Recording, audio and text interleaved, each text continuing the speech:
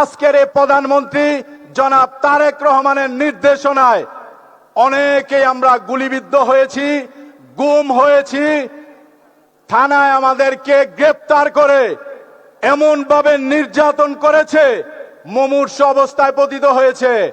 অনেকে জেলের ভিতরে খরচ চালাতে গিয়ে, জামিন নিতে গিয়ে তার মায়ের শেষ সম্বলটুকু, কানের স্বর্ণের অংশটুকু বিক্রি করে জামিন নিয়েছে। রূপায়ণ lake castle, welcome to the land of piece. 2024 সালের নির্বাচনের পরে আত্মীয় স্বজন, বন্ধু বান্ধব যখন বলতো ওই বেটা এখনো কেউ বিএনপি করে, সেই সময়ে এই গণহত্যাকারী হাসিনা যখন রাজপথে গুলি করে, তখন আমি জগন্নাথ বিশ্ববিদ্যালয়ের ছাত্র দলের দায়িত্বে প্রতিটি কর্নারে কর্নারে আমাদেরকে ডিবি, পুলিশ, মাফিয়া খুঁজে বেড়াতো।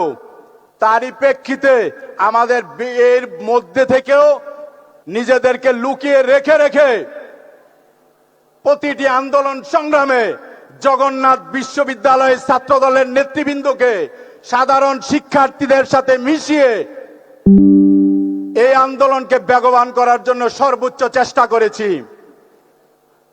16 তারিখে যখন ঢাকা বিশ্ববিদ্যালয়ের হল থেকে বেরোতে দিচ্ছিল না, ওকা কাদের যখন বলেছিল যে আমার ছাত্রলীগই এই আন্দোলনকারীদের দমন করার জন্য যথেষ্ট, তখন এই জগন্নাথ বিশ্ববিদ্যালয়ের ছাত্রদলকে সাধারণ শিক্ষার্থীদের সাথে 6টা ব্যারিকেড ভেঙ্গে টিএসসিতে পাঠানো হয়েছে।